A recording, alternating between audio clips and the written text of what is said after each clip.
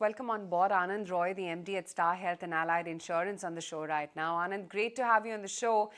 You've taken 25% price hike across 50% of your book.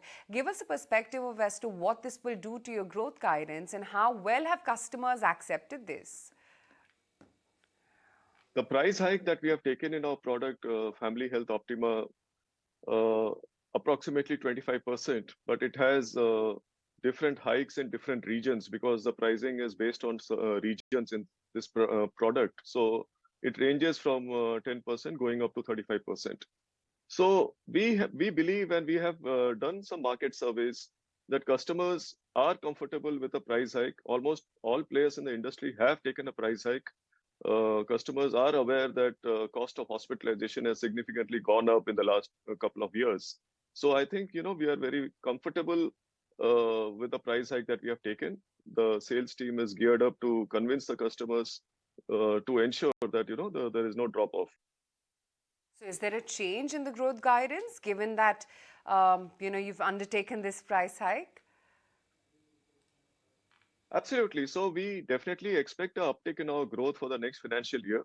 We have, as you might be aware, the price hike plays out over the next 12 to 15 months, because only when the renewals are due, the pricing changes, for the customers. So that will take about 15 months to exactly reflect in our total book. But we do expect a significant bump up in our growth for the next financial year. We are guiding that we should be able to grow at more than 20% uh, to 25% in the next financial year in our retail book. And I think this price hike will also play a role in that. So, what should this do to your loss ratio and your combined ratio down the line? Yes, so the price hike definitely is a step towards managing the loss ratio of this particular product. And as I mentioned that, the total, the actual price hike will play out over the next 12 to 15 months. And the loss ratio should definitely have a, impact on that for the next year and also for the year after that.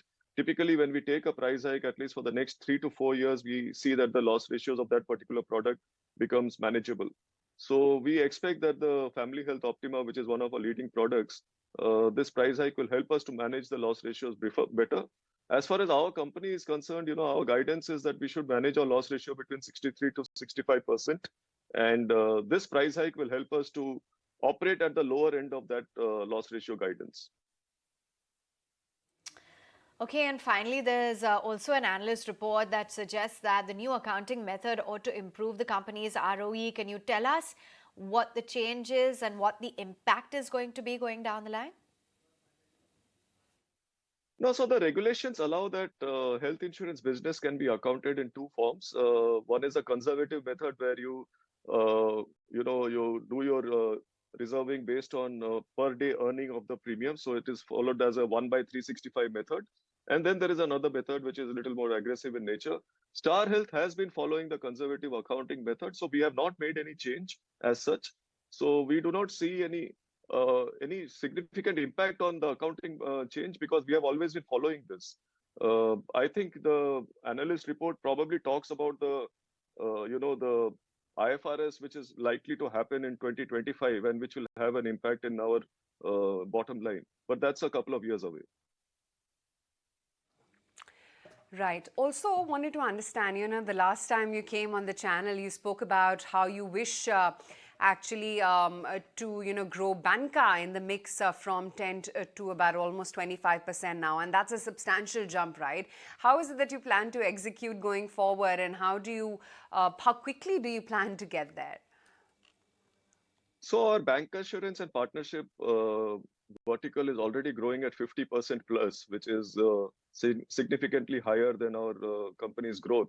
So we expect that, many new relationships are in the offing, and maybe in a few quarters, I will be able to announce some, new tie-ups that we are planning to have. So bank assurance and alternate channels will be our biggest growth, focus for the next couple of years, other than digital marketing. We do have, significant, plans for improving this line of business. But yes, to reach a growth, I mean, the contribution of 25%, which you mentioned, I expect that to happen by FY25 in the next 2 years' time. Right now, as you rightly said, it's around 10%. we expect that we should be able to take it to around 20-25% in the next 2 years. And will you continue to grow your agent network? Do you have any target in mind? Absolutely. So agency remains the mainstay of our business at Star Health. We do have about 600,000 agents. We have added 80,000 new agents this financial year, and we hope to add 100,000 agents every year for the next few years. So agency will remain the mainstay, but since it's a very large piece, the agency business will grow slower than the other lines of business like bank assurance and digital. But having said that, agency contributes around 80% of our business right now, and we expect that this business will continue to grow faster than the industry. So we have very significant plans in increasing our agency business. We are looking at increasing the insurance penetration in the semi-urban and the rural markets, and this is where our focus is going to be for the next few years. Right, Anand, such a pleasure having you on the show today. Thanks as always for taking the time out. Well, let's